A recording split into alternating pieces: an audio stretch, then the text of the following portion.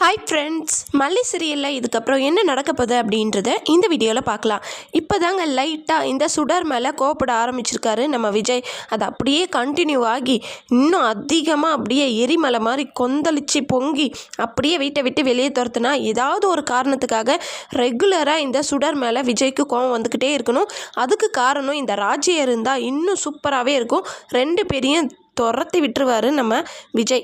ஆமாங்க, இப்போ வந்து பார்த்திங்கன்னா விஜய் வந்து என்ன பண்ணுறான் ஏது பண்ணுறான் அப்படின்றத இந்த சுடர் மூலயமா தெரிஞ்சுக்கலாம் அப்படின்னு சொல்லிட்டு இந்த ராஜி என்ன பண்ணுறாங்கன்னா நைஸாக வந்து அவன் என்ன பண்ணுறான் ஏது பண்ணுறான்னு கொஞ்சம் கேட்டு தெரிஞ்சுக்கிட்டு சொல்லு அப்படின்றாங்க. உடனே இந்த சுடர் என்ன பண்ணுறாங்கன்னு பார்த்திங்கன்னா எல்லாத்தையுமே வந்து சொல்லிடுறாங்க. என்ன நம்ம மல்லிக்கிட்ட வந்து விஜய் சொன்னது, லோன் சேங்ஷன் ஆனது, அப்புறம் ஒரு ப்ராஜெக்ட் வந்து ஸ்டார்ட் பண்ணியிருக்கேன் அப்படி எல்லாத்தையுமே வந்து பார்த்திங்கன்னா சுடர் வந்து ராஜிக்கிட்ட சொல்லிடுறாங்க. ராஜி என்ன பண்ணுறாங்க, உடனே நம்ம விஜய்க்கு ஃபோன் பண்ணி, இங்கே பாரு விஜய், நீ என்னை மீறி ஒரு சுண்டு வரல கூட ஆடவும் முடியாது, அசைக்கவும் முடியாது.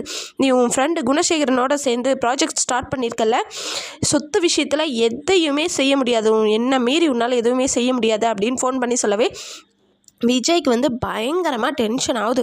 உடனே நேராக வீட்டுக்கு வந்து கத்துறாரு. யார் சுடரை பிடிச்சி தான் கத்துறாங்க. பிஸ்னஸ் விஷயமா ஏதாவது சொன்னால் அதை உன்னோட வச்சுக்க மாட்டியா, இப்படி தான் எல்லாருக்கிட்டேயும் சொல்லிட்டு இருப்பியா அப்படின்னு சொல்லிட்டு பயங்கரமாக பிடிச்சி கத்துறாரு. ஆனால் அந்த நேரத்தில் இந்த ராஜி என்ன பண்ணுறாங்கன்னு பார்த்தீங்கன்னா மல்லி பக்கம் தசை திருப்பிடுறாங்க.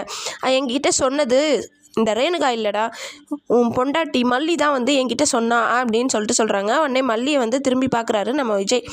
ஆனால் கண்டிப்பாக விஜய் வந்து இந்த இடத்துல நம்ம மல்லியை பற்றி தெரிஞ்சு வச்சுருக்கணும். ஏன்னா இந்த ராஜி எப்படிப்பட்டவா அப்படின்றது நல்லாவே மல்லிக்கு தெரியுன்றதும் விஜய்க்கு தெரியும். அப்படி இருக்கும்போது கண்டிப்பாக மல்லி வந்து இந்த விஷயத்த ராஜிக்கிட்ட சொல்லியிருக்க மாட்டா அப்படின்ற ஒரு விஷயத்தில் நம்ம விஜய் வந்து ரொம்பவே ஸ்ட்ராங்காக இருக்கணும்.